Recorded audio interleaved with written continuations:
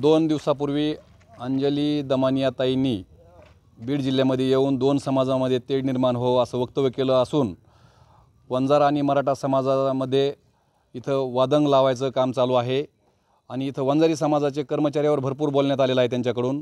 असं काही नाही आहे की इथं वंजारी समाजाचेच कर्मचारी आहेत। इथं कलेक्टर साहेब वेगळ्या समाजाचे आहेत, SP साहेब वेगळ्या समाजाचे आहेत। त्यांचं असं म्हणणं आहे की 100%च वंजारी समाजाचे कर्मचारी आहेत, वंजारी समाजाचे सगळे पोलीस आहेत, अनेक विभागामध्ये वंजारी समाजाचे लोक आहेत। वंजारी समाजाने दहशत केली, वंजारी समाज असं करतो तसं करतो, असं काही नाही आहे। इथं वंजारी समाजालाच भयभीत करून सोडलं ह्या बाहेरून येणाऱ्या लोकांनी। त्या ताईंनी इथं येऊन आमचा वाद लावायचा प्रयत्न केलेला आहे। आम्ही आत्ताच ग्रामीण पोलीस स्टेशनला येऊन इथं PI साहेबाला निवेदन दिलेलं आहे, त्यांच्यावर गुन्हा नोंद करण्यात यावा असं आमचं म्हणणं आहे। पण ग्रामीण पोलीस स्टेशनचे PI साहेब यांनी आतापर्यंत काय गुन्हा नोंद केलेला नाही।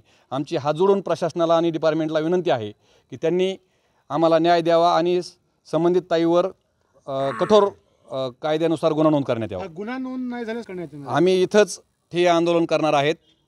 बाबासाहेब आंबेडकर यांनी त्या कायद्यानुसार आम्ही कायदा हातात न घेता आंदोलन करणार आहेत। ABP माझा, उघडा डोळे बघा नीट।